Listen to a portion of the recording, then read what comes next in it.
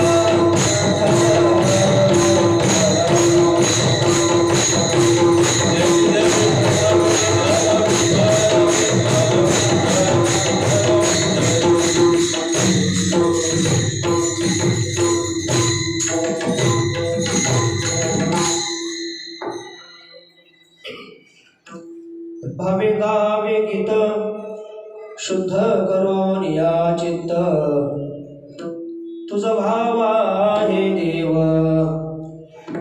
तरी हा सुलभ उपाव अनेकांचे काणी गुण दोष मना नाणी तुझ भाव आहे देव तरी हा सुलभ उपाव मस्तक ठेंगणा करिया संतांच्या चरणा तुझ भाव आहे देव तरी हा सुलभ उपाव वेची ते वचन जेणे राहे समाधान तुझ भाव आहे देव तरी हा सुलभ उपाव तुका म्हणे फार तुका म्हणे फार थोडा तरी परोपकार तुझ भाव आहे देव तरी हा सुलभ उपाव विठ्ठल विठ्ठल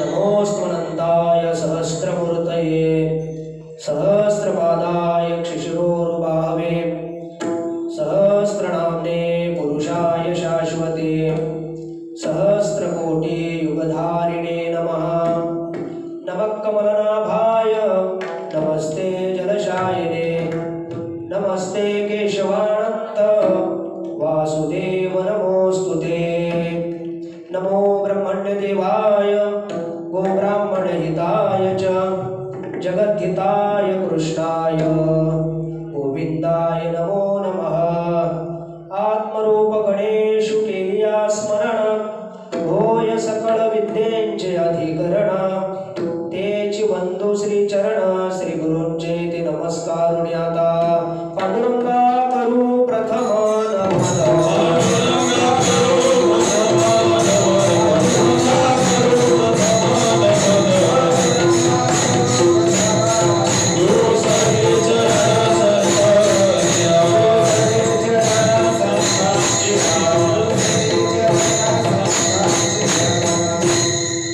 भावे गावे गीत शुद्ध करून या चित्त तुझ भाव आहे देव तरी हा सुलभ उपाव प्रस्तुत प्राप्तस्थळी कीर्तनरूपी सेवेकरता निवडलेला अभंग महान भगवत भक्त महाराष्ट्रभूषण परमार्थाच्या कळसस्थानी विराजमान असलेले देहूचे सुप्रसिद्ध साधू संतश्रेष्ठ जगद्गुरु तुकोबाराय याचा अत्यंत उत्कृष्ट असा गोड चिंतनीय 6 चरणांचा अभंग या कीर्तनरूपी सेवेकरता निवडलेला आहे विठ्ठल विठ्ठल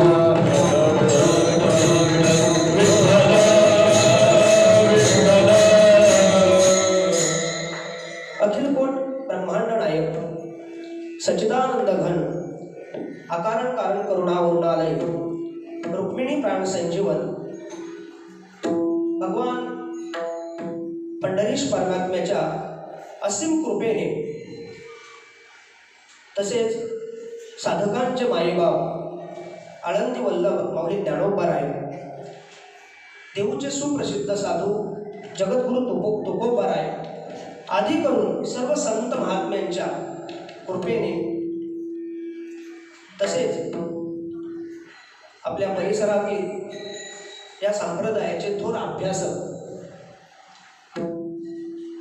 आदरणीय गुरुवर्य पूजनीय असे खंडागळे बाबा यांच्या कुशल अशा मार्गदर्शनाने आशीर्वादाने आज माझं मी खरोखर परम भाग्य समजतो. फार मोठा योग माझ्या जीवनात आज आलेला आहे तो म्हणजे ज्यांनी हजारो कीर्तनकार तयार केले अशा बाबांच्या समोर आज मला कीर्तन करण्याचा योग प्राप्त होत आहे. मी माझं परम भाग्य समजतो. विठ्ठल विठ्ठल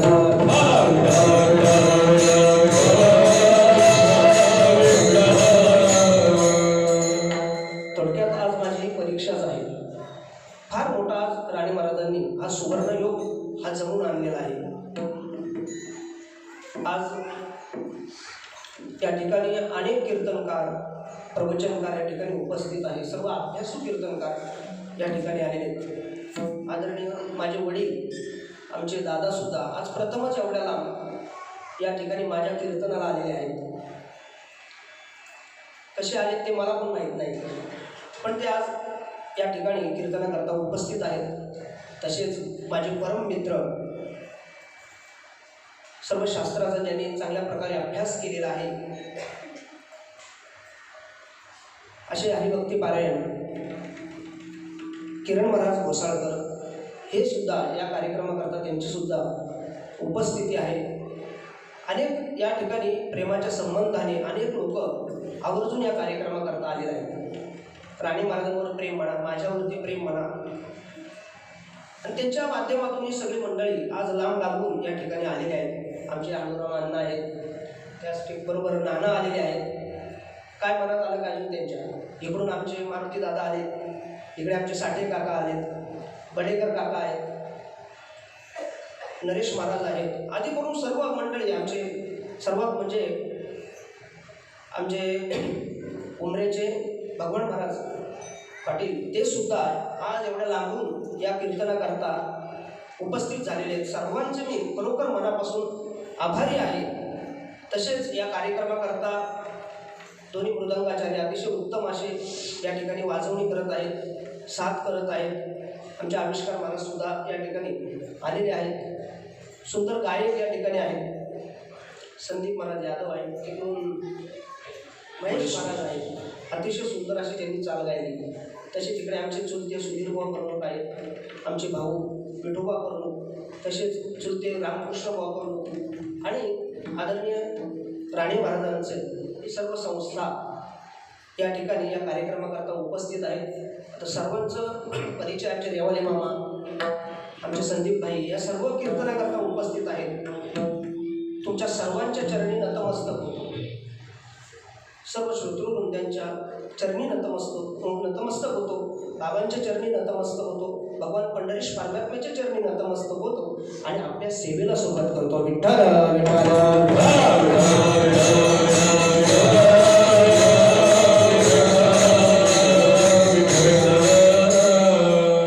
हा अभंग तुकाराम महाराजांचा आहे. अतिशय गोड आहे, चिंतनीय आहे, तुम्ही सर्वांनी ऐकलेला आहे. आपल्याला तास आहे 1 तास, 1 तासामध्ये 6 चरण सोडवायचे. नीट लक्ष देऊन ऐका तुम्ही. 6 चरण 1 तासामध्ये सोडवायचे आहेत. आता माझी परीक्षा आहे, फार वेळ झालेला आहे. तसं प्रत्येक चरणाला 1-1 तास मी घेतो, पण आता 6 चरण मला 1 तासात सोडवायचे आहेत. म्हणून कृपया करून सर्वांनी शांत आणि लक्ष देऊन कीर्तन श्रवण करा. तर पहा, अभंग तुकोबरायांचा आहे.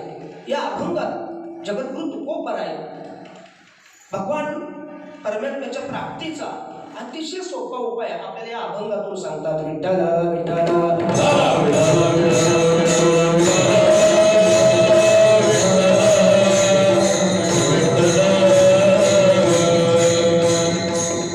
त्याचं कारण असं आहे की मनुष्य जन्माला येऊन आपण मनुष्य आहोत याची जाणीव प्राय पुष्कळशा लोकांना नाही. तुम्ही म्हणाल महाराज असं का बोलता? या मनुष्य देहाला येऊन आम्ही मनुष्य नाही अशी जाणीव आम्हाला कशी का नाही? तर त्याचं कारण आहे का, आपण या नरदेहाला येऊन वेदाने सांगितलेले कर्तव्य कर्म पालन करत नाही. वेदाने ज्या गोष्टी आपल्याला सांगितलेल्या आहेत त्या आपण करतो का? बरीचशी लोक ते कर्तव्य कर्म पालन करत नाही. वेदाने सांगितले काय? मात्रचे भक्षेत, मासुरान पिबेत, दारू पिऊ नये, पिऊच नाही असं वेदाने त्या ठिकाणी निषेध केलेला आहे. मात्रंजन भक्षेत, मांसाहार करू नये, करूच नाही असं वेदाने सांगून सुद्धा प्राय पुष्कळशी लोक ते सेवन करतात.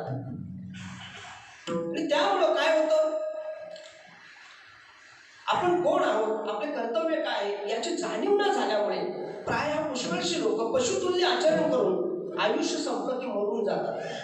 शेवटी त्यांना अधोगतीला गेल्या वाचून दुसरा पर्याय राहत नाही.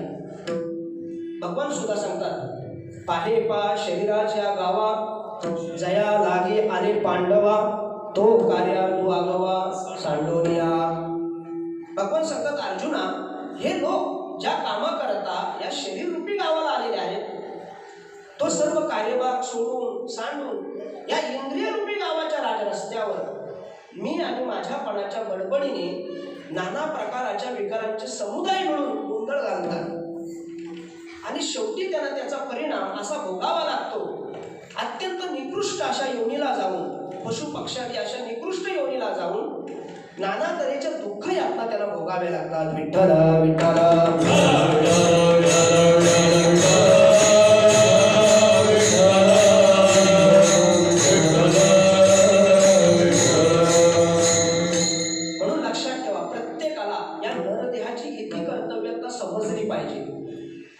स्वकर्तव्याची जाणीव प्रत्येकाला झालीच पाहिजे. आणि अशी जाणीव ज्याला आहे तोच खरा मनुष्य. पण अशी जाणीव ज्याला नाही, म्हणजे थोडक्यात संसार नीट नेटका चालू लागला, सत्ता संपत्ती आली, पैसा आला, मुलं बाळ झालं, तर त्याला वाटतं झाली माझ्या संसाराची इति कर्तव्यता झाली. पण आपल्या या नरध्याची जी इति कर्तव्यता आहे, जी सार्थकता आहे, ती कशामध्ये आहे? भगवत प्राप्तीमध्ये आहे, भगवत दर्शनामध्ये या जन्माची, या नरध्याची इति कर्तव्यता आहे. तुम्हाला एक छोटा मी संवाद सांगतो म्हणजे आपल्या लक्षात येईल. सुंदर असा संवाद आहे शुकाचार्यांचा आणि रंभेचा आणि शुकाचार्यांचा या संबंधी संवाद आहे. शुकाचार्य ज्यावेळी तपश्चर्या करण्याकरता बसलेले होते, अशा वेळी इंद्राने ती तपश्चर्या भंग करण्याकरता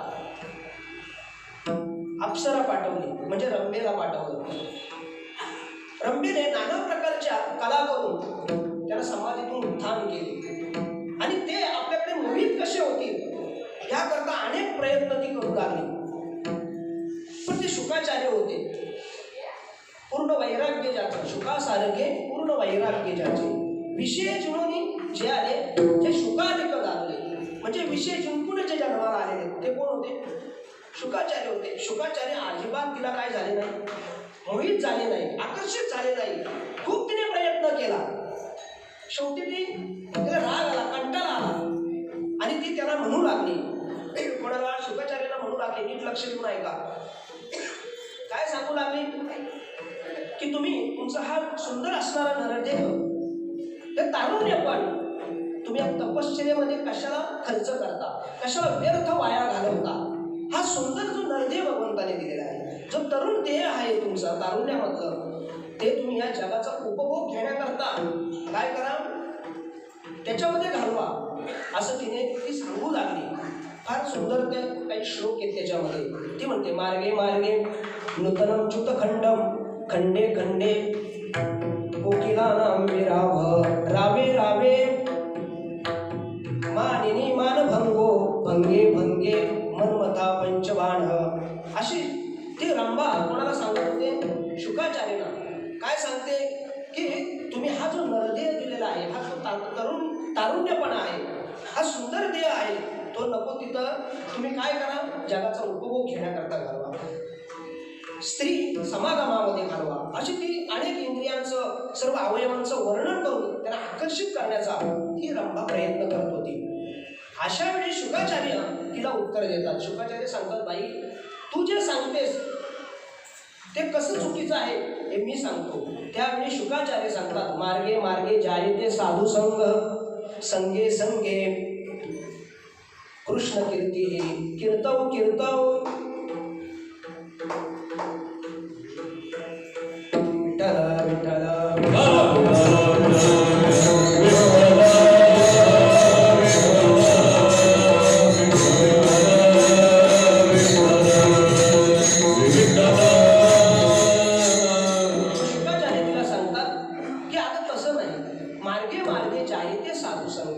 संगे संगे कृष्ण कीर्ती कीर्तव कीर्तव चित्तमुक्ती. अशा वेळेस म्हणजे शुकाचार्य तिला सांगू लागले, आता तसं नाही, मार्गामार्गामध्ये साधूची संगती असावी, साधूच्या संगतीमध्ये भगवान परमात्म्याचं गुणगान गात राहायचं आणि त्याचं गुणगान सतत गायल्याने तो भगवान परमात्म्याच्या ध्यानामध्ये लीन होतो आणि ध्यानामध्ये लीन झाल्यानंतर तो सच्चिदानंद घन याचा त्याला काय होतो, आभास होतो. असं कोण सांगते?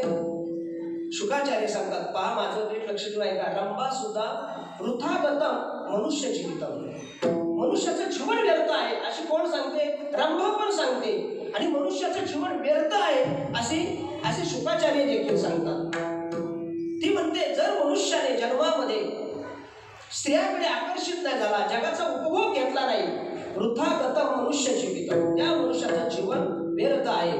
त्यावेळी शुकाचार्य सांगतात माणसाकडे सर्व काही आहे, चांगलं तरुण आहे, धनसंपत्ती आहे, गाडी आहे, बंगला आहे, सगळ्या गोष्टी आहेत मनुष्याकडे, पण त्याचं चित्त जर भगवान परमात्म्याच्या चरणी लीन होत नसेल तर वृथा गतम मनुष्य जीवितम, त्या मनुष्याचे जीवन कसं आहे, व्यर्थ आहे. विठ्ठल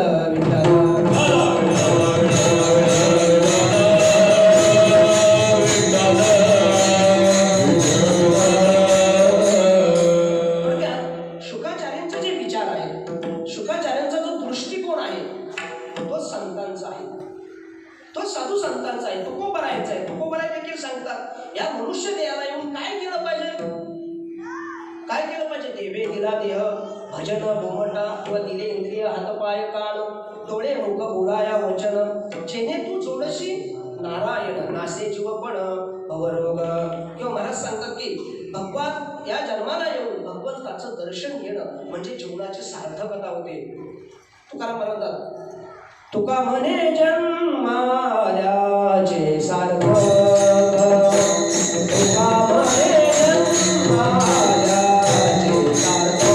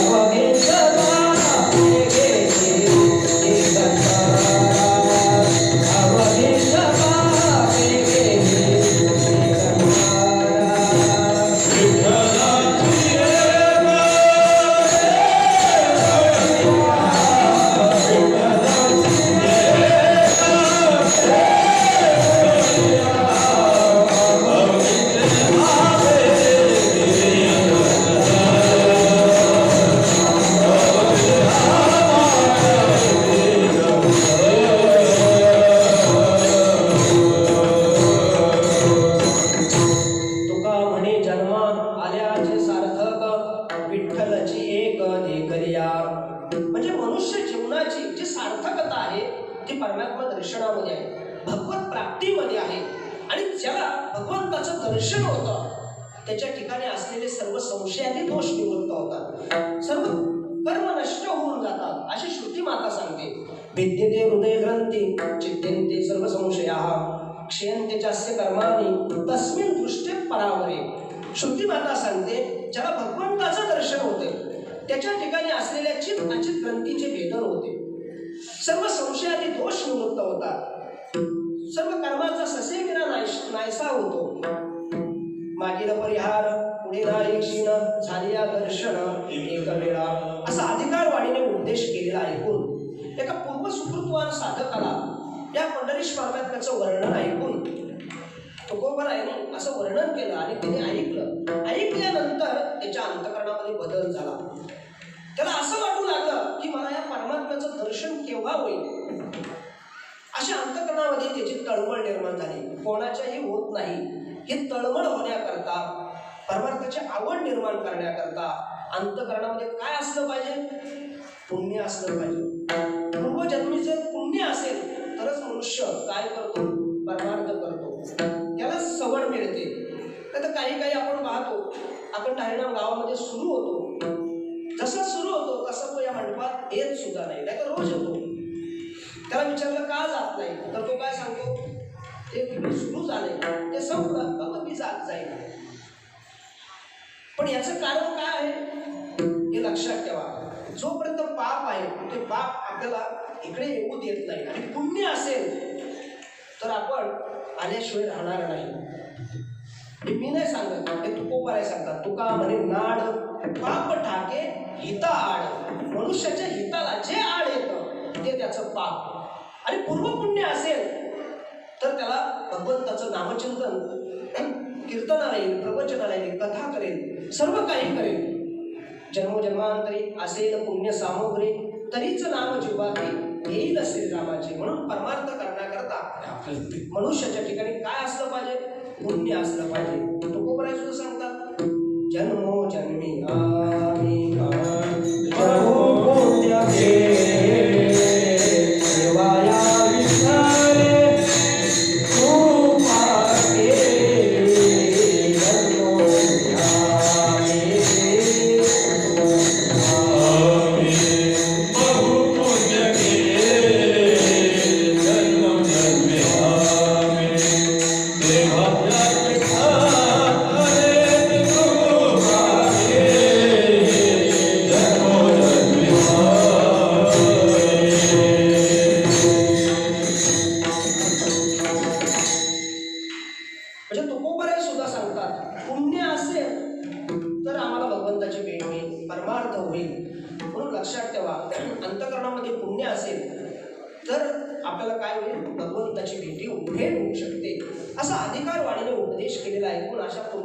साधकाला भगवंताच्या भेटीविषयी तळमळ निर्माण झाली. त्याला एक एक पळ युगा समान जाऊ लागला. दिनदैशी रजनी झाली हो माय, म्हणजे रात्रंदिवस त्याला झोप येत नाही. त्याला फक्त एवढंच वाटत होतं की मला या परमात्म्याचं दर्शन केव्हा होईल. हे फार मोठी अवस्था आहे परमार्थातली. नाही तर एवढ्या वर्ष परमार्थ करून जर आपल्या अंतःकरणामध्ये बदल होत नसेल, अवस्थामध्ये बदल होत नसेल, स्थितीमध्ये बदल होत नसेल तर परमार्थात काही उपयोगाचं नाही. म्हणजे आपला परमार्थ. म्हणून लक्षात ठेवा, अतिशय तळमळ त्याच्या अंतःकरणात निर्माण झाली. तो सतत विचार करू लागला, भेटी लागली शिवा लागलीशी आज. अनेक अभंग आहेत, अनेक प्रमाण आहेत याकरता, पण आपल्याला जास्त आता वेळ त्याच्यामध्ये घालवायचा नाही. मग असा विचार करत असताना त्याला असं वाटलं, अशी चिंता करून उपयोग होणार नाही, आपण कोणाला तरी हे विचारायला जाऊ. म्हणून तो तुकोबारायांकडे आला. तुकोबारायाने आपल्याकडे येणाऱ्या साधकाचे हिताहित पाहून, अरे हा साधक का दुर्मुखलेला आहे, हा चिंताक्रांत का दिसतो, याला कसले दुःख झालेले आहे, याला कसली इच्छा निर्माण झालेली आहे. म्हणून जगद्गुरु तुकोबाराय त्याला विचारतात, बाबा तू असं दुर्मुखलेला का आहेस, तुला कसले दुःख झालेले, कशाची इच्छा आहे तुला. तो म्हणतो, महाराज मला कसले दुःख नाही आणि मला कोणत्या संसारातल्या विषयाची प्राप्तीची इच्छा देखील नाही. यावरून तुकोबारायांच्या लक्षात आलं की याला नक्कीच भगवत प्राप्तीची तीव्र लालसा निर्माण झालेली आहे, परंतु याची म्हणावी अशी मानसिक तयारी दिसत नाही. आणि जोपर्यंत याचं अंतःकरण शुद्ध होत नाही तोपर्यंत याला भगवंताची भेट केव्हाही होणार नाही. म्हणून जेणेकरून त्याचं अंतःकरण शुद्ध होईल असंच त्याला काहीतरी काय केलं पाहिजे, उपदेश केला पाहिजे. म्हणून आजच्या अभंगाच्या प्रथम चरणामध्ये जगद्गुरु तुकोबाराय त्याला उपदेश करतात.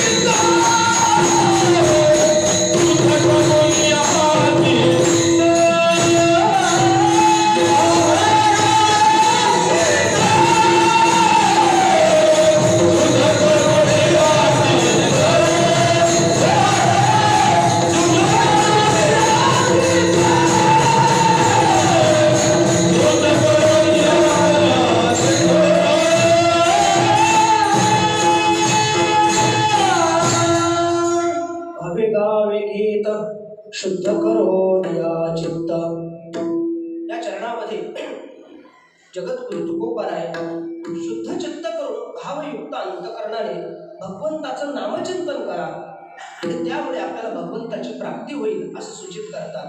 पहा, तुकोबारायने अतिशय महत्वाची बाब या अभंगामध्ये सांगितलेली आहे। त्याची आवश्यकता प्रत्येक मनुष्य प्राणी मात्राला आहे।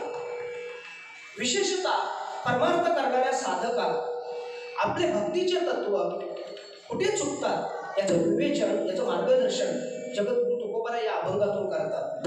आपण सगळेजण परमार्थ करतो, सगळेजण भक्ती करतो, मग आपल्याला परमात्मा का प्राप्त होत नाही? त्याचं कारण काय आहे? तर परमार्थामध्ये सगळ्यात महत्वाचं काय असेल तर तो म्हणजे भाव। भावाला फार मोठी किंमत आहे। जसं स्वयंपाकात मीठ नसेल तर ते स्वयंपाक कसं लागतं? स्वयंपाकात जर मीठ नसेल तर ते स्वयंपाक कसं लागतं? एकदम आळणी लागतं। जसं स्वयंपाकात मीठ नसल्याप्रमाणे स्वयंपाक जसं आळणी लागतं, तसं परमार्थामध्ये जर भाव नसेल तर स्वयंपाकात मीठ नसल्याप्रमाणे आळणी म्हणजे भगवंताची आपल्याला केव्हाही प्राप्ती होऊ शकत नाही। तुका म्हणे भिके भावे विन, मीठ नाही देणे वाया गेले। म्हणजे परमार्थामध्ये सगळ्यात महत्वाचा काय असेल तो म्हणजे भाव। भाव म्हणजे काय? भाव या शब्दाचे भाव म्हणजे प्रेम, भाव म्हणजे श्रद्धा, भाव म्हणजे विश्वास, भाव म्हणजे निष्ठा, आस्था, अशा अनेक अर्थ भाव या शब्दाचे आहेत। म्हणून परमार्थ करत असताना, श्रवणामध्ये पूजा अर्चा करत असताना, ध्यान धारणा करत असताना, कीर्तनामध्ये बसल्यानंतर, पूजा अर्चा सर्व काही ज्या परमार्थातल्या ज्या काही क्रिया असतील त्या करत असताना आपल्या ठिकाणी अंतःकरणामध्ये काय असलं पाहिजे? शुद्ध भाव असले पाहिजे। जर भाव असेल तर भगवंताची प्राप्ती होईल, तर भाव नसेल तर त्या नुसत्या क्रिया ठरणार आहे, त्याने काही होणार नाही। कारण पहा, तुम्ही छोटंसं उदाहरण सांगतो। आपल्या म्हणजे साधं तुळशीला आपण पाणी घालतो आणि त्या तुळशीला पाणी घालत असताना जर आपल्या अंतःकरणामध्ये जर भाव असेल तर भगवंताची प्राप्ती झाल्याशिवाय राहणार नाही। नाहीतर सोन्याच्या राशी जरी भगवंताला दिल्या आणि जर अंतःकरणात भाव नसेल तर परमात्म्याची कधी आपल्याला प्राप्ती होणार नाही। कारण गिरीधर लाल तो भाव का होता, राग कला नाही जानत तुका। शुद्ध ज्याचा भाव झाला दुरी नाही, देव त्याला थोर प्रेमाचा उकेला, हाची दुष्काळ तयाला। म्हणून परमार्थामध्ये भाव हा अतिशय महत्वाचा आहे। कारण भगवान सुद्धा सांगतात, पत्रम पुष्पम फलंतोयम यो मे भक्त्या प्रयच्छते तदहं भक्ती परियुतम अश्नामी प्रयतात्मना। भगवान सुद्धा सांगतात, अरे भगवंताला आपण पत्र, पुष्प, फल, पाणी हे समर्पित करत असताना आपला त्या ठिकाणी काय असला पाहिजे? भाव असला पाहिजे। वास्तविक जर पाहिलं, ही संपूर्ण सृष्टी कोणी निर्माण केलेली आहे? कोणी निर्माण केले? भगवंताने केलेली आहे। आणि त्यांनी सृष्टी निर्माण केली, मग पत्र, पुष्प, फल, पाणी हे तर कोणी निर्माण केलेले? त्यांनीच निर्माण केलेले आहे। आणि त्याचीच वस्तू घ्यायची आणि त्याला समर्पित करायची। हा कुठला व्यवहार आहे? समजा तुम्ही मला पैसे दिले आणि तेच पैसे मी तुम्हाला परत रिटर्न दिले, म्हणजे मी फार उपकार केले का तुमच्यावर? काही नाही, पण तुम्ही माझ्यावर उपकार केले। तसं भगवंताचे आपल्यावर उपकार आहेत, त्यांनी हे सगळं निर्माण केलेले आहे। फक्त ते देत असताना, पत्र, पुष्प, फल, पाणी हे देत असताना त्या पाठीमागे आपला काय असला पाहिजे? शुद्ध भाव असला पाहिजे, तरच भगवंताची प्राप्ती होईल। विठ्ठल विठ्ठल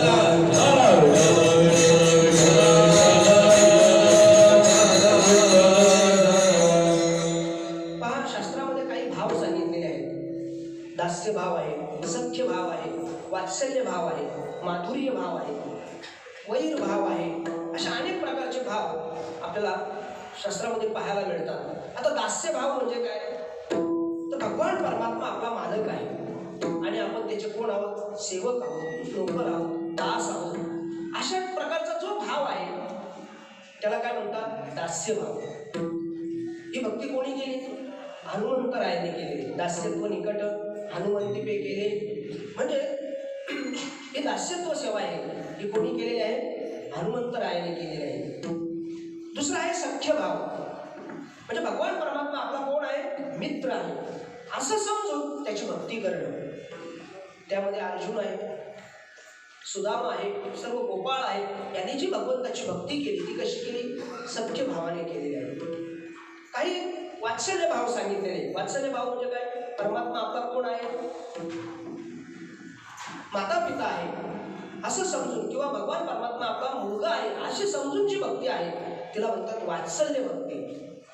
म्हणजे नंद यशोदा यांनी जी केली, ऐकणं, वसुदेव देवकीने केली, दशरथ राजा कौसल्या यांनी जी भक्ती केली, भगवंताची मुलगा समजून भक्ती केली, किंवा माता पिता समजून, कृष्ण माझी माता, कृष्ण माझा पिता, बहीण बंधू चुलता कृष्ण माझा, याला वात्सल्य भक्ती म्हणतात. काही माधुर्य भक्ती, त्यालाच कांतभाव म्हणतात. म्हणजे भगवान परमात्मा आपला कोण आहे? पती आहे, त्याला पती समजून भक्ती करा. गोपिकांनी जी केली ती पती समजून भक्ती केली. आणि शेवटीचा आहे वैरभाव. वैरभाव रावणाने जी भक्ती केली, कंसाने केली, हिरण्यकश्यप, हे सगळे याच्यामध्ये मोडल्या जातात. कोणत्याही भावाने त्याला शरण जा, कोणत्याही भावाने तुम्ही भक्ती करा, फक्त अंतःकरणामध्ये त्याच्याविषयी काय असला पाहिजे? भाव असला पाहिजे. तो परमात्मा आपल्याला प्राप्त झाल्याशिवाय राहणार नाही.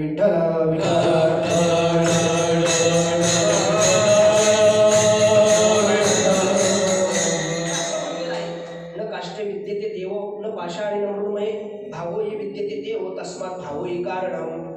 कारण हे संपूर्ण सृष्टीमध्ये आपण जर विचार केला तर चराचरामध्ये परमात्मा आहे, प्रत्येक ठिकाणी परमात्मा आहे. तुमचं लक्ष आहे ना? इथे सुद्धा देव आहे, पण आपल्याला दिसतो का? नाही दिसत आपल्याला. का? आपला भाव नाही. खांबामध्ये सुद्धा देव आहे की नाही? न काष्टे विद्यते देव, खांबात सुद्धा भाव आहे, पण आपल्याला दिसला का? पण भक्त प्रल्हादाला दिसला, पण हिरण्यकश्यपाला दिसला का? नाही दिसला. दगडामध्ये देव आहे, आपल्याला दिसतो का? नाही दिसत. पण नामदेव महाराजांना दिसला, म्हणून नामदेव महाराज देवाशी संवाद करत होते. देवाला दूध पाजलं नामदेवाने. ऐक, फिरविले देऊळ जगा माझी ख्याती, नामदेवा हाती दूध प्याला. आता फार मोठं चरित्र आहे. नामदेव महाराज किती आग्रह करतात परमात्म्याला दूध पिण्याकरता. दूध पियो मोरे गोविंद लाला, गोविंद लाला गोपाळ लाला. म्हणजे नामदेव महाराजांनी, मला आता वेळ नाही, अर्धा तास राहिला, 6 कढे सोडायचे, सगळे चरण अतिशय चिंतनीय असे आहेत, तर मी जास्त आता चाली घेणार नाही. जेवढं मला बोलता येईल तेवढं बोलणार आहे. तर पहा, म्हणजे नामदेव महाराजांनी सुद्धा भगवंताला काय दूध पाजलेलं आहे. म्हणजे दगडात त्याला देव दिसला. नाथ महाराजांचा विचार केला तर पशुमध्ये देव दिसला, गाढवामध्ये देव दिसला. नाथ महाराजांनी जी रामेश्वरची कावड आणली होती काशीला जाण्याकरता, त्याचं पाणी कोणाला पाजलं? गाढवाला पाजलं. म्हणजे त्याला कोण दिसला? गाढव दिसला, गाढवात देव दिसला. आणि काशी विश्वेश्वर हे प्रसन्न झाले, त्या ठिकाणी प्रगट झाले. नंतर त्याच्यानंतर अशा पद्धतीने आपण जर विचार केला तर प्रत्येक ठिकाणी चराचरामध्ये परमात्मा व्यापलेला आहे, सर्व ठिकाणी देव आहे.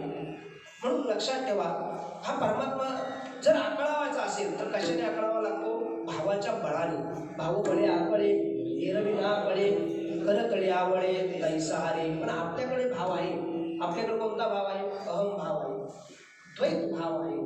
माझं माझं, तुझं तुझं, माझ्यासारखा कोणीच नाही, हा आपल्याकडचा भाव आहे. अहम भाव, द्वैत भाव हे आपल्याकडे आहे. ज्ञान्यांकडे, योग्यांकडे जो आहे तो अद्वैत भाव आहे, सोहम भाव आहे. आणि संतांकडे आहे, साधूकडे आहे, भक्तांकडे आहे तो प्रेम भाव आहे. विठ्ठल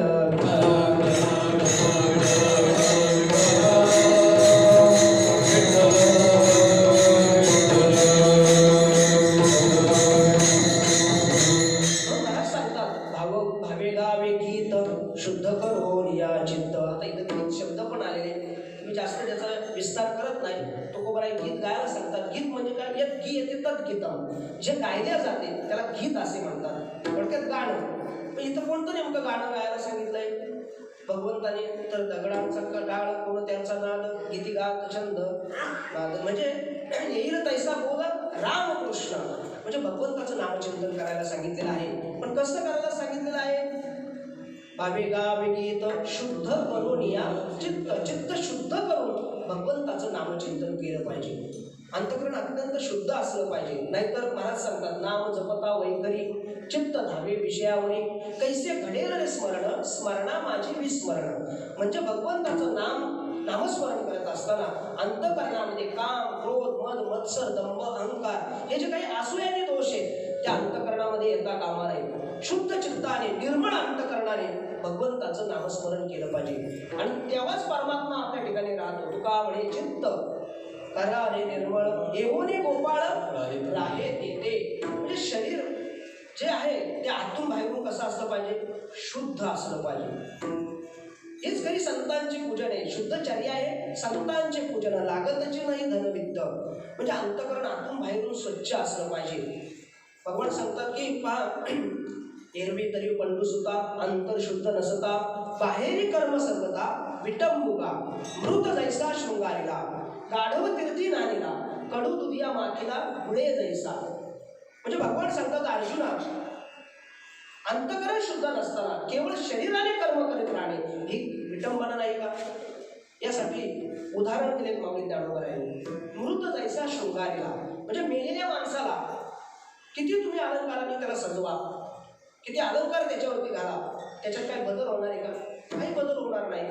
कडू दुधिया माखीला म्हणजे जो कडू भोपळा आहे त्याला किती आतून बाहेरून काय करा, गुळ लावा त्याला, त्याच्यात काय बदल होणार आहे का? काही बदल होणार नाही.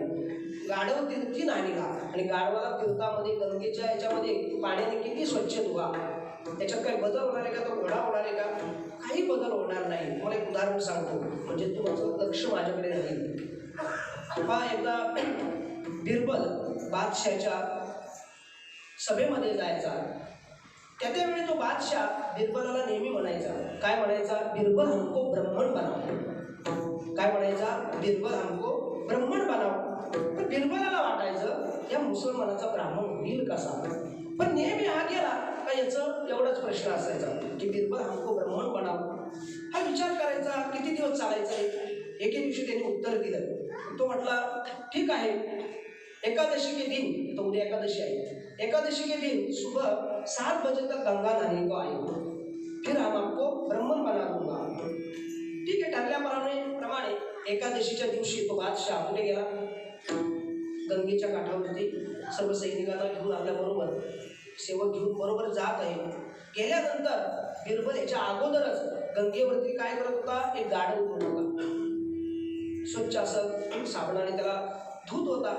तितक्या बादशाह तिथं आला आणि त्याने ते पाहिलं की बिरबल काय करत आहे? गाढव धुत आहे. त्यावेळी तो बादशाह म्हटला की बिरबल आपण क्या कर रहे? तेव्हा बिरबल म्हटला गदा धो रहा है. तो म्हणतो क्यों, कशा करता तू धुत आहे? गंगा नहाने से वो गदा घोडा हो जाएगा. असं कोण म्हणतोय? बिरबल म्हणतो. तेव्हा त्याला एवढा राग येतो बादशाला. तो म्हणतो अबे मूर्ख, गंगा नहाने से गदा घोडा हो जाता है. त्यावेळी त्याच्या प्रश्नाचं उत्तर कोण देतो? बिरबल देतो. जसं गंगेमध्ये धुतल्यानंतर गाढव कधी घोडा होऊ शकत नाही, तसा गंगेमध्ये धुतल्यानंतर मुसलमानाचा कधी ब्राह्मण होणार नाही. म्हणजे अंतकरण शुद्ध नसताना तुम्ही त्याला काही करा, त्याचा काही उपयोग होणार नाही. विठ्ठल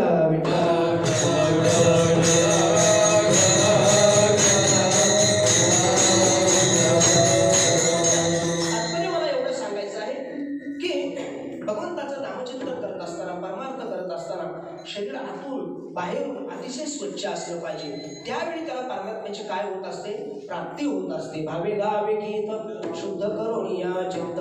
त्या चरणामध्ये जगद्गुरु तुकोबरायांनी भगवत प्राप्तीचा सोपा उपाय सांगितला आणि त्याला 4 कडव्यांची पुस्तके जोडतात की बाबा साधक जेव्हा नामस्मरण पंथाने जात असेल त्यावेळी त्याला जे काही अडथळे येतात, जे काही प्रतिबंध येतात, त्याने त्या ठिकाणी सावधगिरी बाळगावी. पण कोणत्या अडचणी आहेत? कधी कोणाची निंदा करायची नाही, खोटं बोलायचं नाही, असत्य भाषण करायचं नाही आणि कधी कोणावर अपकार करायचा नाही. अशा ठिकाणी तुम्ही काय करा? सावधगिरी म्हणजे टाळायला सांगितले. इथं डेंजर सिग्नल दिलेले आहे आणि ते करू नका. त्यावेळी तुमचं काय होईल? तुम्हाला भगवंताची प्राप्ती होईल. आणि म्हणून तुकोबराय सांगतात की तुला भगवंताची प्राप्ती करून घ्यायची असेल तर काय कर? कधी कोणाचे गुणदोष मनामध्ये आणू नको. हेच अभंगाच्या 3य चरणात सांगतात. तुझं भाव अनेकांचे काय अनेकांचे काय गुण दोष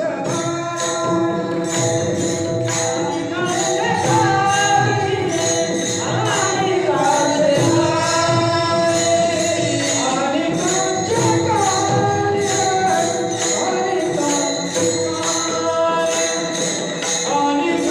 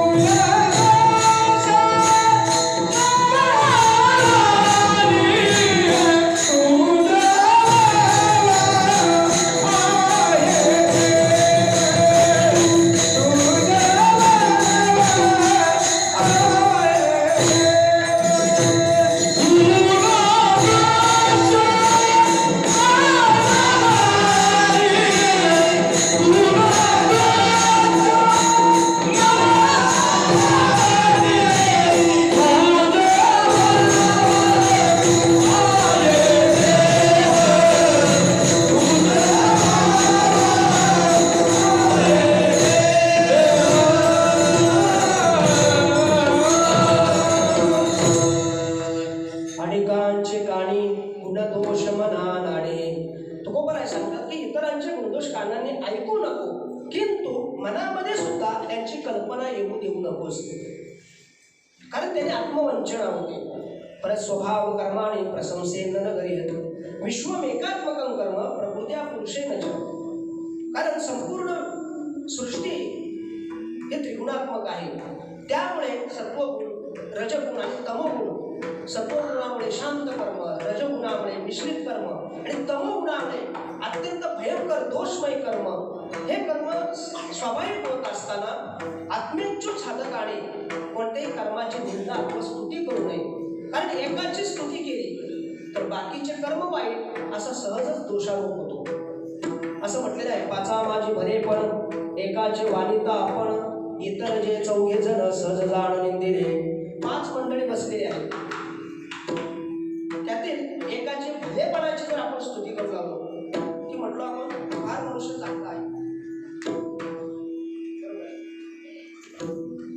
5 मंडळी बसलेली आहेत आणि त्यातील आपण एकाची भलेपणाची म्हणजे त्याची स्तुती करू लागलो की हा मनुष्य फार चांगला आहे, त्याच्यासारखा माणूसच नाही असं जर म्हटलं, त्याच्याबरोबर जे 4 जण आहेत ते लबाड आहेत, त्यांची निंदा केल्याप्रमाणे आपल्याला दोष लागतो. म्हणून एक म्हणता भले सहजची आणि का सहजची निंदिले. म्हणून कधी कोणाची निंदा करू नये, कारण निंदा ही पापाला प्रसवणारी आहे. निंदेमुळे मनुष्याच्या ठिकाणी अनंत पापे येत असतात. येथे निंदकापाशी अशेष पापे. एक सद्गृहस्थ होता, धर्मशील होता, परोपकारी मनुष्य होता, फार मोठा श्रीमंत मनुष्य होता. नीट ऐका, तुम्हाला निंदेची गोष्ट सांगतो. निंदेमुळे मनुष्याच्या ठिकाणी कशी पापे येतात ते सांगतो तुम्हाला. सत्शील असा मनुष्य होता, धर्मशील असा मनुष्य होता. त्याचा बऱ्याच वर्षापासून त्याचा एक नियम चालू होता की गावामध्ये मंदिर आहे, त्या मंदिरामध्ये जर याला कदाचित कोण साधू आला, महाराज आला, कोण योगी पुरुष आला तर तो काय करत होता, आपल्या घरी आणत असत आणि त्याला जेवण देत असे. अशा बऱ्याच दिवसापासून त्याचा हा नियम चालू होता. एके दिवशी काय झालं, मंदिरामध्ये एक मोठा साधू पुरुष आला, महात्मा आला. आल्यानंतर तो नेहमीप्रमाणे त्यांना निमंत्रण देण्याकरता गेला की महाराज आमच्याकडे जेवण करण्याकरता. तेव्हा त्या साधू महात्म्याने सांगितलं, बाबा मी कोणाकडे जेवण वगैरे करत नाही, मी माझ्या हाताने बनवतो, माझ्या पद्धतीने मी जेवण करतो, माझ्या नियमामध्ये, माझ्या सोहळ्यामध्ये व्यत्यय म्हणून मी कधी कुठे जेवण करत नाही. त्याने फारच आग्रह केला. तो म्हटला, मी एकदाच ताटामध्ये वाढून घेतो, तेवढंच देवाला नैवेद्य दाखवतो आणि जेवढं नैवेद्य दाखवलं, जेवढं ताटात आहे तेवढंच मी खातो, तेवढंच ग्रहण करतो. म्हणून माझ्या देवाच्या नैवेद्यामध्ये बाधा येईल म्हणून मी सहजासहजी कुठेही जेवण करत नाही.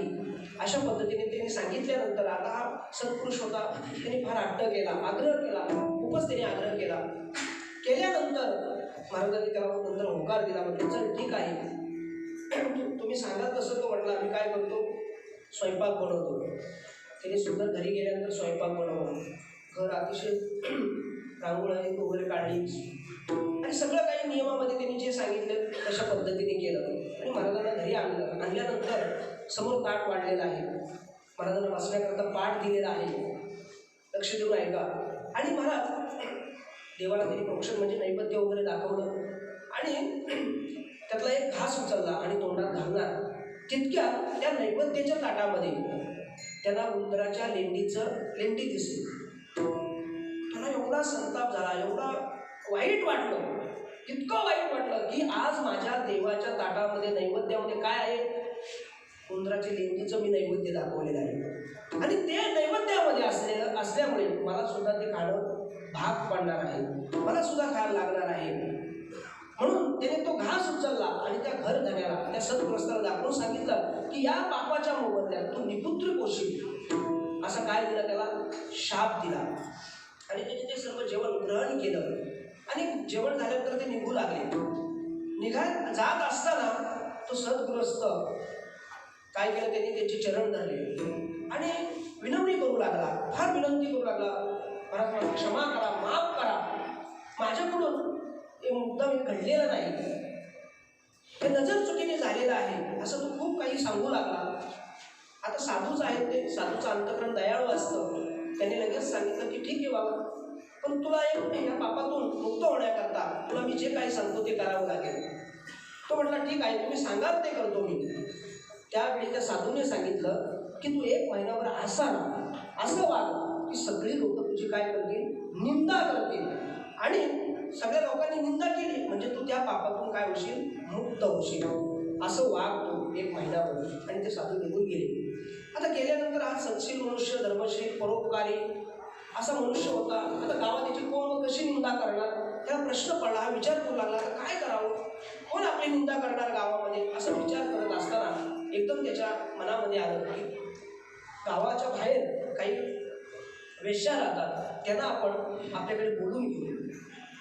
पण त्याने नोकराला सांगितलं जा त्यांना माझ्याकडे घेऊन ये. पण तो नोकर जातो. गेल्यानंतर त्याने सांगितलं अमक्या अमक्या ग्रस्ताने तुम्हाला बोलवलेले आहे. तो म्हटला आमच्यासारख्या हिंद बायांना अशा सत्शील माणसाने आचरण केलेले याचं कारण काय आहे. पण सक्त तगादा असल्यामुळे त्याला जाणं लागलं. तर त्या तिथे गेल्या, कोणाकडे, सद्गृहस्थाकडे गेलेल्या आहेत. गेल्यानंतर त्यांनी विचारलं कशा करता आम्हाला बोललेलं आहे तुमच्यासारख्या थोर पुरुषांनी.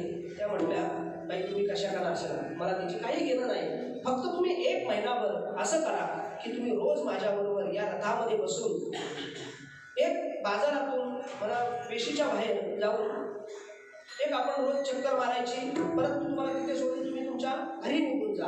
असं 1 महिनाभर तुम्ही माझ्याबरोबर या. ठरल्याप्रमाणे दुसऱ्या दिवसापासून तो कार्यक्रम चालू झाला. रोज त्या वेश्या यायच्या आणि त्याच्या रथामध्ये बसायचा.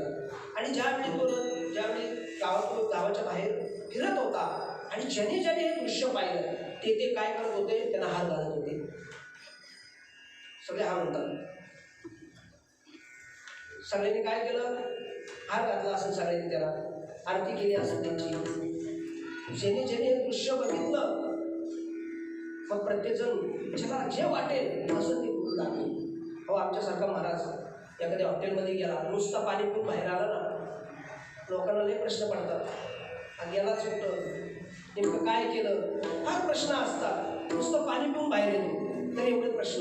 आता स्त्रियांना घेऊन निघत होता, ज्याला वाटेल तो म्हणा बघा स्वतःला परोपकारी समजतो, सत्शील समजतो, धर्मशील म्हणतो, याची बुद्धी भ्रष्ट झाली. ज्याला वाटेल तसं ते बोलत राहू लागले, निंदा करू लागले. असं बरेच दिवस त्याचे निघून गेले. एक दिवस असाच तो म्हणजे फिरत असताना त्या स्त्रियांबरोबर एक साधू पुरुष होता. घरामध्ये भगवत भक्त होता. तो घरामध्ये पोथी वाचत होता सकाळी सकाळी. आणि वाचत असताना त्याची जी मंडळी आहे, जी बायको, ती केर टाकण्याकरता बाहेर आली. बाहेर आल्यानंतर तिने ते दृश्य पाहिलं. पाहिल्यानंतर ती केर सुनी तिथंच टाकली आणि पटकन घरामध्ये गेली. आणि तिच्या पतीला म्हणू लागल्या, तो भगवत भक्त होता, तो काही पोथी वाचत होता सकाळी सकाळी. ती त्याला सांगू लागली आपण चला पटकन चला बाहेर बघा, चला काय आले. तो म्हटलं राहू दे काय असेल मला वाचू दे. पण ती ऐकतच नव्हती. आता बायकोच्या शेवटी ते उठून बाहेर आले.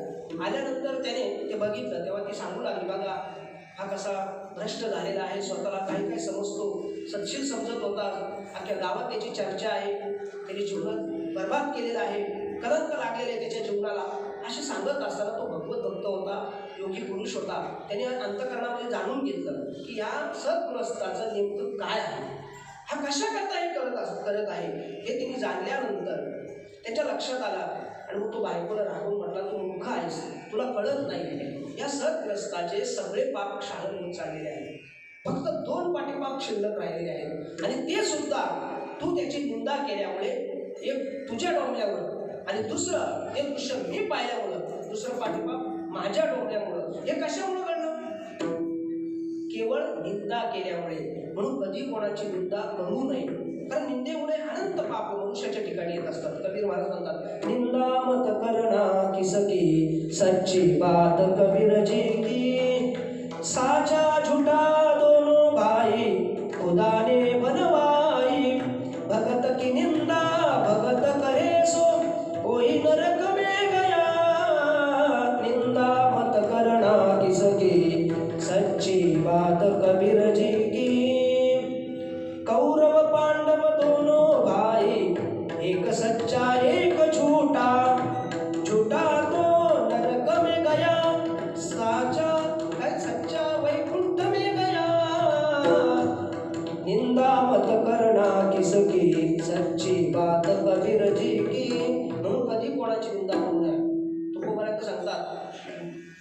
चिंतकाचे घर असावे शेजारी.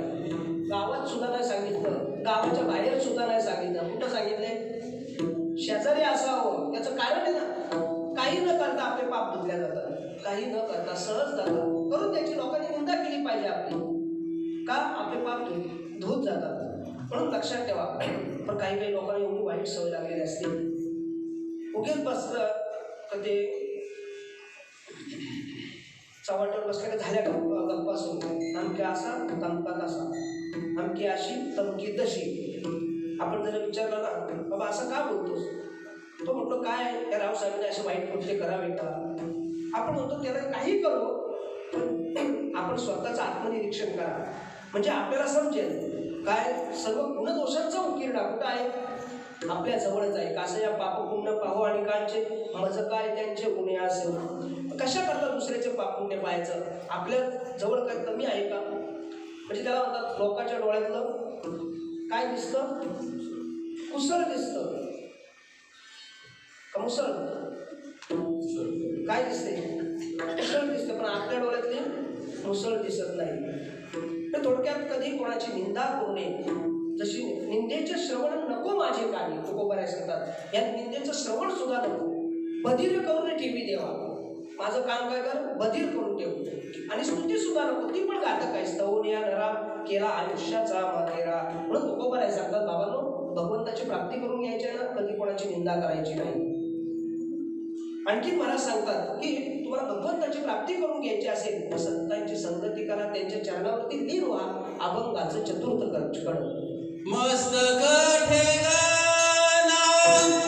मस्तक ठेंगणा,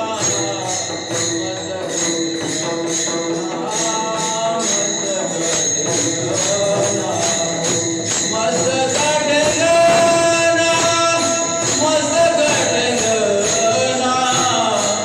मस्तक ठेंगणा, मस्तक ठेंगणा,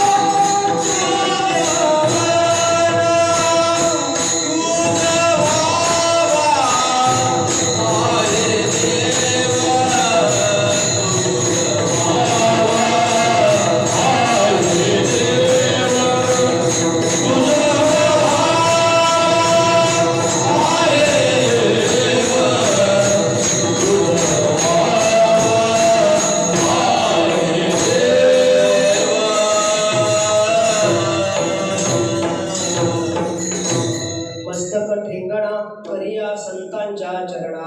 तुकोबाराय सांगतात ज्यावेळी संतांची भेट होईल त्यावेळी आपलं मस्तक हे संतांच्या चरणावरती ठेवायचं. कारण संतांच्या दर्शनामध्ये भगवंताची प्राप्ती होत असते. हरिप्राप्तीचे उपाय धरावे संतांचे ते पाय. संतांचे पाय धरणं म्हणजे संतांची काय करायची? संगती करायची. कारण संतांच्या संगतीमध्ये काय होतं तर संत संगतीने थोर लाभ झाला, मोह निरसला मायादिक. म्हणजे अनेक प्रकारचे भगवंताची प्राप्ती होते. जन्ममरण निवृत्त होतं. हे कशाने? संतांच्या दर्शनाने होत असतं. आणि शेवटी सांगतात वेचिते वचन जेणे राहे समाधान. टाईम फार कमी आहे, अजून भरपूर चिंतन आहे, पण एवढंच विस्तृत सांगण्यात वेळ नाही आलो. थोडं आता शॉर्टकट घेणार आहे, चाल पण नाही घेतली. वेचिते वचन 5वं चरण आहे. जेणे राहे समाधान. असं काही बोला मुखाने तरी जेणेकरून काय होईल? मनुष्य समाधानी होईल. राग येईल असं बोलू नका, असं तुकोबाराय सांगतात. वेचिते वचन जेणेकरून दुसरा समाधान राहील अशाच ठिकाणी वाणी खर्च करा. कारण काय होतं सर्व बोलण्यावर सगळ्या गोष्टी अवलंबून असतात. नुसता आवाज जर वाढला ना,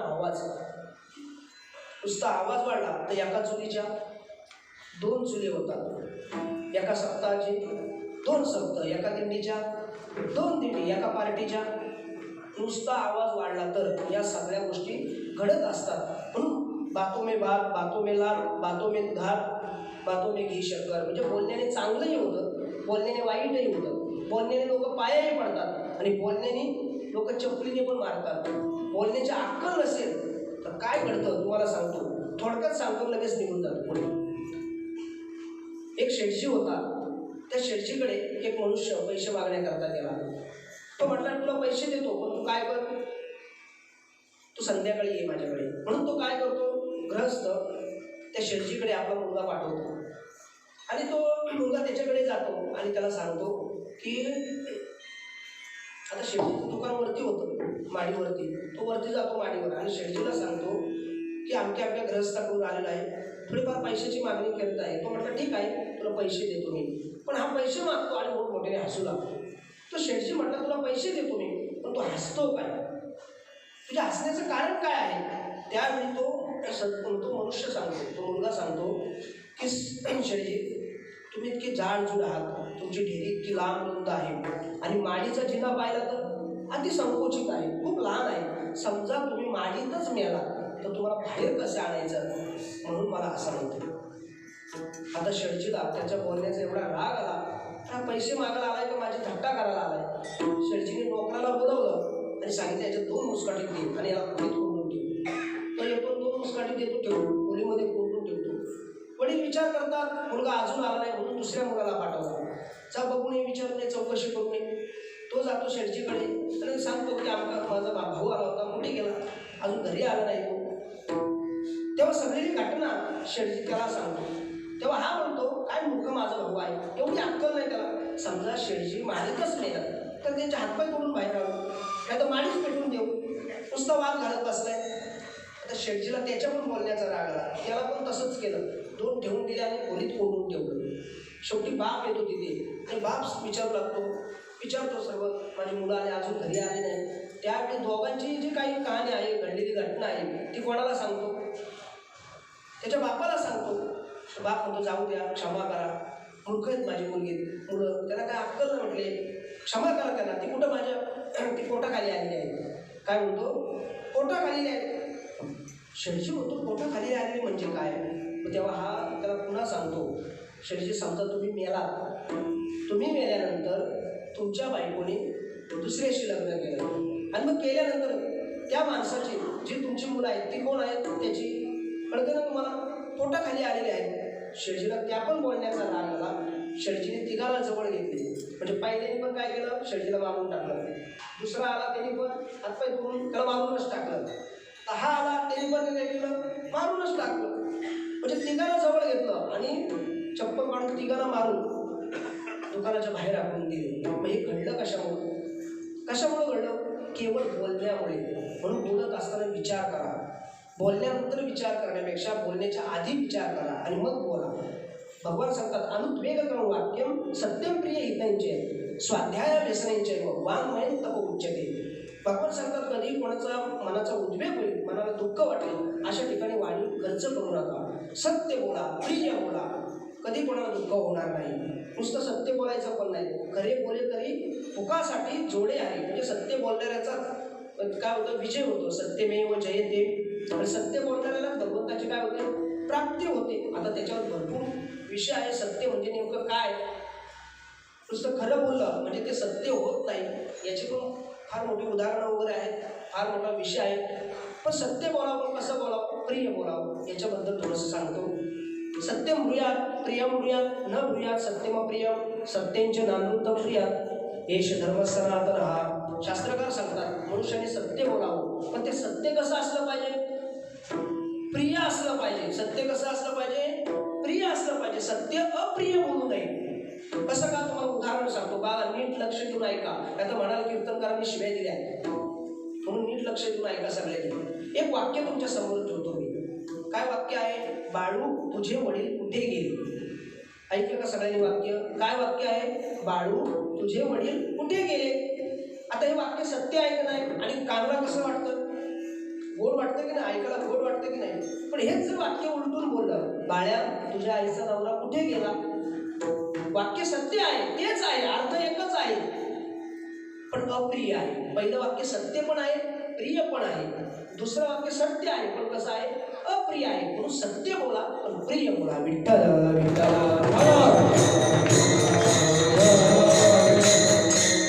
आणि बोलत असताना वाणीतील दोष टाळून बोला. आटू वेगू विंदाणू आशा शंका वित्राणू हे संन्यासीने अवगुण जया वाचा. विरोध वाद वळू उपहास छळू वर्मस्पर्श. प्रणिताप ढाळू उपहास छळू वर्मस्पर्श. म्हणजे बोलण्यामध्ये हट्टाने बोलणे, आवेशाने बोलणे, वर्मभेदक बोलणे, मर्मभेदक बोलणे, अशा अनेक प्रकार आहेत. आटू वेगू विंदाणू आशा शंका संशयास्पद बोलणे, अनेक प्रकार याच्यामध्ये सांगितलेले आहेत. ते टाळून जर बोललं तर कधी आपल्याला काय होणार नाही, म्हणजे कोणाला मन दुखणार नाही आणि भगवंताची प्राप्ती झाल्याशिवाय राहणार नाही. कारण का शरीरामध्ये सगळीकडे हाड आहे. हाड कुठे नाही, हाड कुठं नाही, जिभेला नाही, पण ती दुसऱ्याचा मोडल्याशिवाय राहत नाही. एकदा जिभेचं आणि दातांचं भांडण झालं. काय झालं तेव्हा दात जिभेला म्हणतात, दंत कहे जीव को हम 32 तुम अकेली माय एक बार. काय एक बार तेरी चल तो 32 गिर जाय नाही, फिर्यादी कहा जाय. म्हणजे दात म्हणतात आम्ही 32 जण आहोत, तू किती एकटी आहे, तू जास्त वळवळ करू नकोस. आम्ही जर 32 जणांनी जर विचार केला तर तुझे किती तुकडे करू, 32 तुकडे करू. ती जीभ म्हणते झालं का तुझं बोलणं, आता माझं आहे. जीभ कहे दंत को तुम 32 हम अकेली माय एक बार तेरी चल तो फिर्यादी कहा जाय. म्हणजे जीभ म्हणते तुम्ही 32 जरी असले आणि मी एकटी जरी असले, पण मी जर ठरवलं तर तुमच्या 32चे 32 एका ठोक्यामध्ये जातील. मी जर काही वेडावाकडा शब्द बोललो तर तुमचे 32 काय एका ठोक्यात. दोघांची भांडण झालं, तो म्हटलं जास्त शाणपणा करू नको. तर एक ठोका मारला तर किती पाडीन, 32 नाही. तो म्हटला मला माहिती, मी एक ठोका मारला तर 64 पाडीन. शेजारचा होता हुशार, तो आला, तो म्हणू लागला, अरे तो म्हटला 32 पाडीन, बरोबर आहे, पण तू 64 कसं का बोलतो. तो मला वाटतो, म्हटलं मला माहिती आहे आमच्या दोघांची भांडणं होती ना, तेव्हा तुझ्यासारखा एक शाणा येणार आहे, त्याचे 32 आणि तुझे 32 एका ठोक्यात. म्हणजे मला तात्पर्य एवढं सांगायचं आहे की मनुष्याने बोलताना विचार करून बोललं पाहिजे. कारण बोलू ऐसे बोलू जेणे बोले विठ्ठल डोळे. बोलताना व्यवस्थित बोला, गोड बोला, सत्य बोला, प्रिय बोला, लोकांचं हित होईल असं बोला. म्हणून वेचिते वचन जेणे राहे समाधान. आणि शेवटी तुकोबाराय सांगतात की लोकांवरती फार नाही उपकार करता आलं तर थोडं तरी परोपकार बुद्धी ठेवणं फार महत्त्वाचं आहे.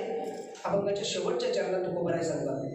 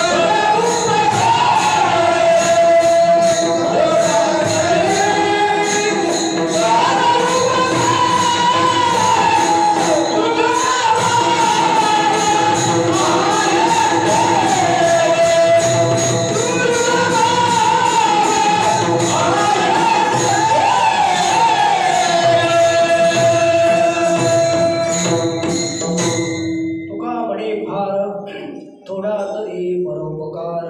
जगद्गुरु तुकोबाराय सांगतात की बाबांनो, आपल्याला फार उपकार करताना आला ना तरी चालेल, पण थोडा तरी परोपकार करा.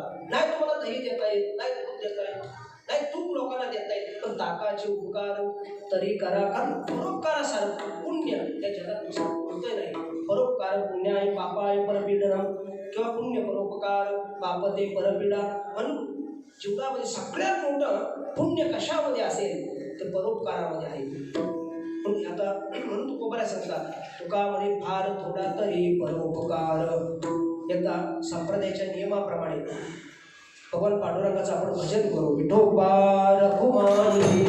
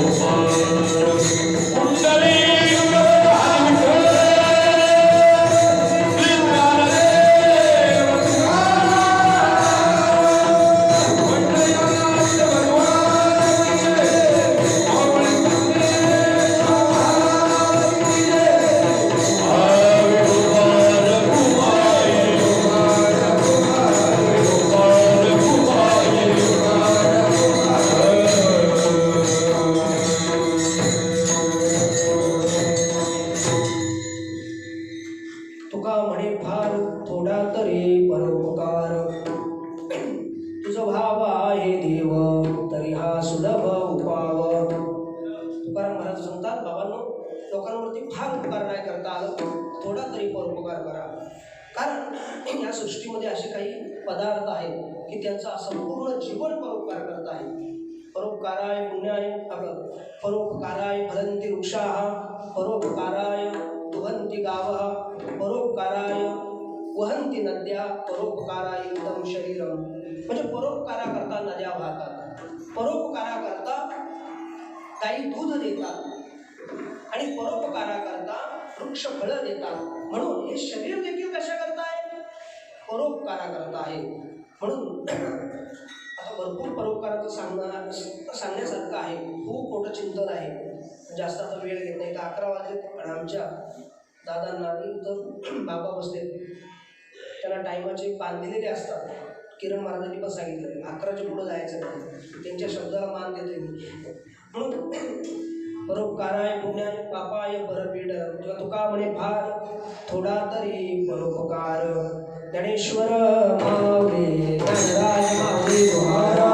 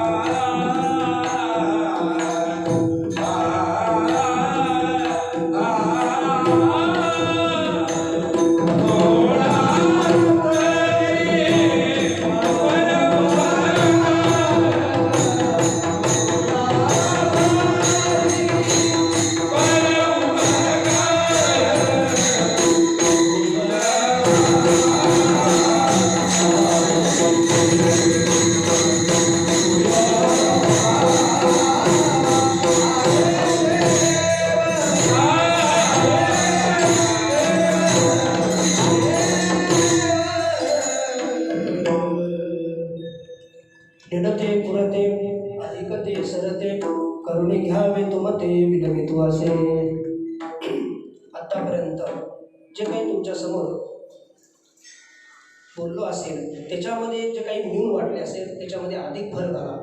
बोलण्याच्या ओघातून जर माझ्याकडून वेडावाकडा शब्द निघून गेला असेल तो माझ्या बुद्धीचा दोष आहे. जे काही योग्य असेल ते आदरणीय गुरुवर्य जंगले महाराज शास्त्री यांच्याकडे जे काही अध्ययन केलं त्यांच्याकडून जे काही शिकलेलं आहे तेच तुमच्यासमोर मांडण्याचा मी प्रयत्न केलेला आहे. आज या सेवेकरता आदरणीय बाबा उपस्थित राहिले. आज मी माझं खरोखर मोठं भाग्य समजते. तसे दादा आमचे वडील ते सुद्धा या ठिकाणी आलेले. बरीचशी आमची प्रेमाची मंडळी आहेत या ठिकाणी. आणि आदरणीय राणे महाराज अतिशय आमच्यावर म्हणजे भावाप्रमाणे प्रेम करतात. अनेक वेळा त्यांचे आम्हाला सहकार्य असतं. आम्ही कसं पुढे येऊ यासाठी त्यांचं खूप मोठं प्रयत्न असतात. आणि एक फार मोठी त्यांनी ही मुलं घडवण्याची एक संस्था त्यांनी म्हणजे म्हटलं तरी काय हरकत नाही उभी केलेली आहे. तर आजकाल त्याची फार मोठी गरज आहे. खूप मोठी गरज आहे. तुमच्या भगवान महाराजांना माहीत आहे. म्हणून ते जे काही त्यांनी कार्य सुरू केलेले आहे असंच त्यांच्याकडून ते कार्य वाढत राहो ही ईश्वरचरणी प्रार्थना करतो. तुमच्या सर्वांच्या चरणी मी नतमस्तक होतो. भगवान पंढरीश परमात्म्याच्या चरणी नतमस्तक होतो आणि सेवेला पूर्ण विराम देतो. जय विठ्ठल.